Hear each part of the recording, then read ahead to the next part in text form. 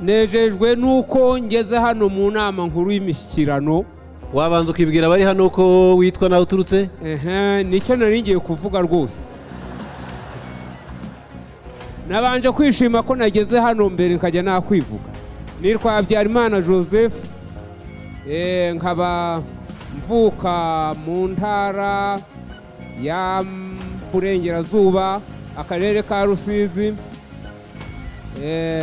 umurenge wa Gikundamvura, akagari ka Kizura, umudugudu wa Kamabuye. Nkaba ndi perezida wa koperative Umucyo y'abaDS, babasaza bari basigaje guhambwa iyo tutagira imiyoborere myiza. Iyo koperative akaba ari y'abaDS,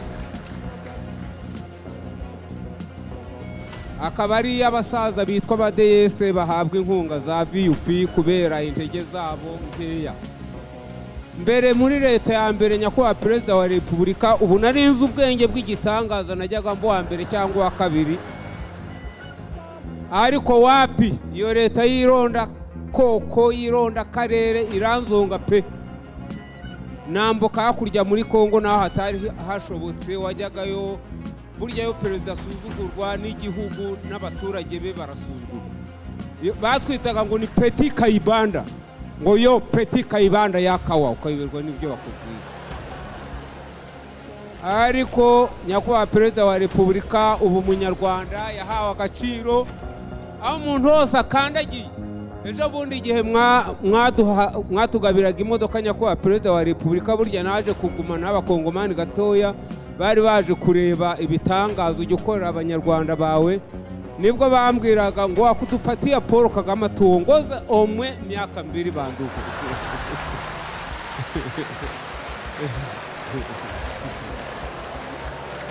Ndi bongo ndi mutamupataje,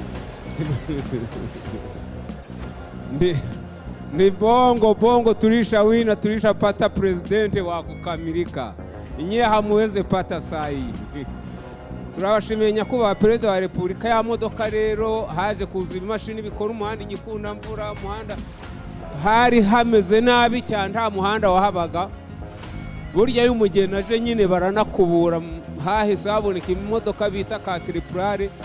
Hari abantu baho rero ntibari bazizi, babonye za Caterpillar yateruye igitsinzi cy'igiti. Hari abari bagiye kubagara imyumbati, barimo abitwa Banzovu, ati reka turebe iriya noneho ko kiriya giti cy'imbere gishobora, reka kibangatana nk'ijugunya akantu k'akaburebure. Nabinyuma impundu ngo Paul Kagame arakaramba, dore noneho ibitangaza.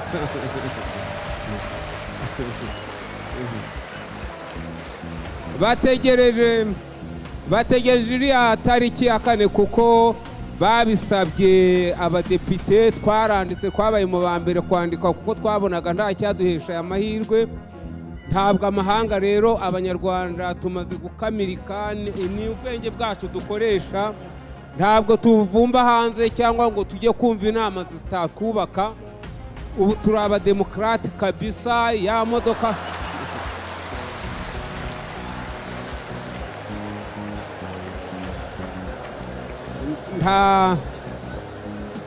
nta mahanga rero tugomba kuvumbaho ibitekerezo byo kwiyubakira igihugu. Nukuri iyi nzu nayibonye ko perezida wa Repubulika, harya hari uwavuze ngo yagiye mu Isirayeli, ngewe ndi kubona narinze mu Isirayeli. Nakandagiye ahantu ngira ngo ni kuri ya nyanja y'ibirahure. Ahubwo abantu bose bahoze bumva radio abo nasize Igikundamvura, nukuri hano turi banyumve, hari inzu y'igitangaza. Ndabwira bangarambe, abayobozi b'imidugudu,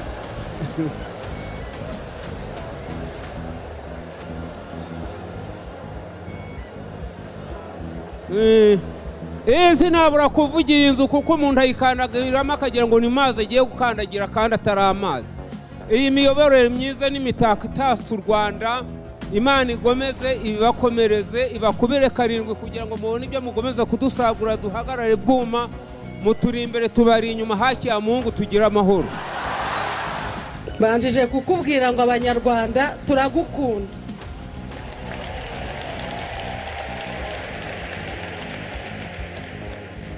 no ku ruhare rwanjye ngewe uhagaze imbere yawe ndagukunda. Nitwa Mukarubega Jeanne, navukiye mu karere ka Nyarugenge mu kagari ka Kigali, umudugudu ni rya Sharangabo. Nshakira muri Gasabo, nshakira hano Nyarutarama, ariko umunaje ari Kimihurura.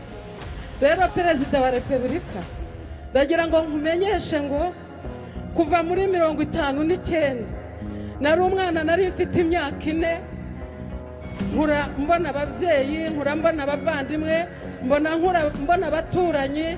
Nta muntu wari ufite umutima muzima. Twahoranaga ubwoba, ntitwasinziraga, ntabwo twagiraga peti nubwo tutagiraga ibyo kurya, ariko nta na peti twagiraga. Iyo umuntu afite ubwoba, amara barimo gushya mu nda, ntasinzira, nta kimunezeza, ntiyambara ngo aberwe, ntiyahinga ngo abone umubyizi, ntiyacuruza ngo yunguke, ntiyabyara ngo arerere igihugu. Mpagaze hano gusa ngira ngo ngushimire Nyakubahwa Perezida wa Repubulika, wakoze. Ngewe menye ubwenge, nasanze ingoma ya Kayibanda asimburwa na Habyarimana, abo narababonye. Wakoze ibyo batakoze,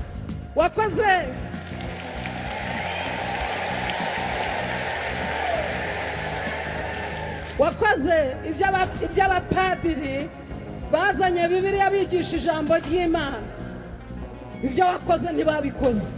Wakoze ibyo abapasiteri batakoze, warakoze. Hari indwara imwe Abanyarwanda twazize, ariko tutayitewe no mu mubiri cyangwa tuyitwerwe nuko Imana yaturemye, ahubwo tuyiterwa n'abandi. Kumva ngo abantu Imana yaremye, bamwe ngo ni Abahutu, abandi ni Abatutsi, abandi ni Abatwa. Ubwo bwari uburozi, nibwo bwatumye Abanyarwanda basubiranamo, babura ubumwe dufite. Nyakubahwa Perezida, turagushimira. Iyo umuntu abatijwe, nitwa Mukarubega, data yanyise Mukarubega ngo niwe mugeni. Hanyuma izina ryo kwa padiri na pasiteri nitwa Jeanne, ariko ndagushimira izina watwise twebwe Abanyarwanda, waratubatije. Ayo mahanga yose aterana, ntabwo bigeze baterana icyo gihe ngo binjire barebe igiteranya Abanyarwanda, babasha kumenya yuko ari ayo mazina.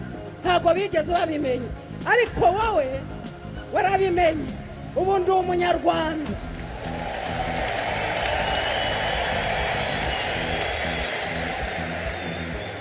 Ababyeyi iyo tugenda turi Abanyarwanda, abana iyo bari mu ishuri ni Abanyarwanda. Nyakubahwa Perezida, navuga byinshi, ariko reka mbwire n'Abanyarwanda bose turi kumwe. Ibyo nitegereje ngewe maze kugira imyaka 70, namwe muzitegereze rubyiruko. Mbivuze kugira ngo n'urubyiruko rubyumve. Ntabwo mwaje mugahandura, imvunja ntizari zaratuzengereje. Ntabwo mwaje mugasanga abantu barara mu birere. Ntimwadukuye mu birere se mukaturyamisha kuri za matora. Perezida, turagukunda.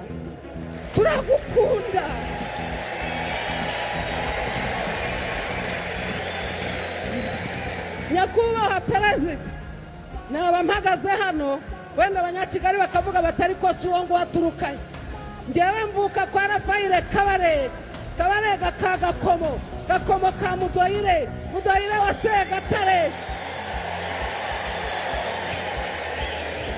Segatare wa Ndabarasa.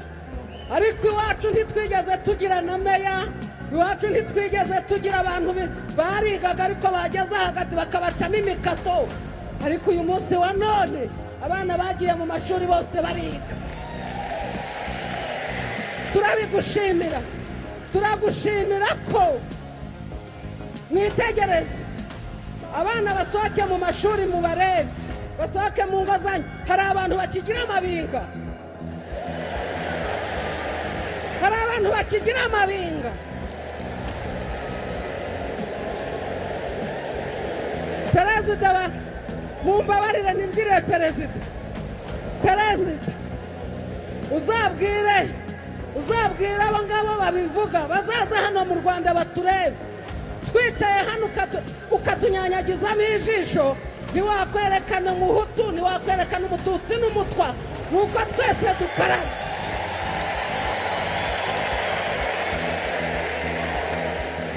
Watwegereje amazi, turagushimira ko mwitegereze abana basohoke mu mashuri mu barebe, basohoke mu ngo zanyu. Hari abantu bakigira amabinga,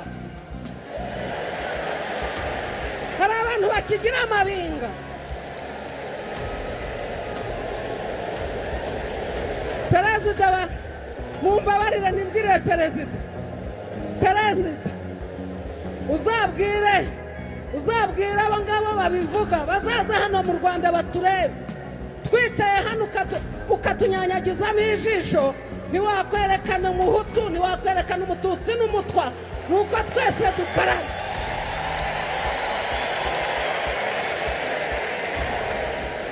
Watwegereje amazi, turakaraba tugacya. Abana bacu barakaraba bagacya. Abana baragaburirwa ku mashuri nta mushonji.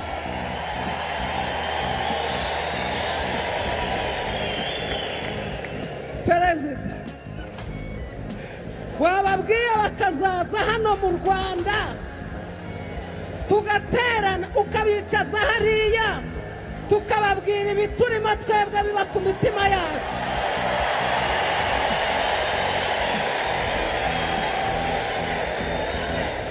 Perezida akanya ni gatoya, mfite imyaka 70 ariko ubu ntaratse wagira ngo mfite imyaka 18.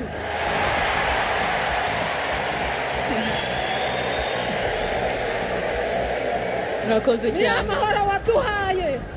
Humura ntabwo inzara izatwica. Humura ndaguhumurije. Waratwigishije. Ubundi se abantu biga mwiga imyaka ingahera? Hari universite n'amashuri abanza ni 12 bakubitaho nandi wenda b'imyaka 18. Imyaka 30 uratwigishije.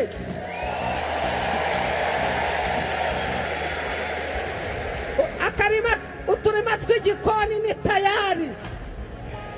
Ibibina mu midugudu yacu ni tayari. Turafatikanya. Ntawuzananirwa kugura umufuka w'umuceri ufite 2, undi akagira 2, undi akagira 2, turabiteranya. Uwaburaye agataha afite umufuka w'umuceri. Murakoze cyane n'ukuri. Kuba perezida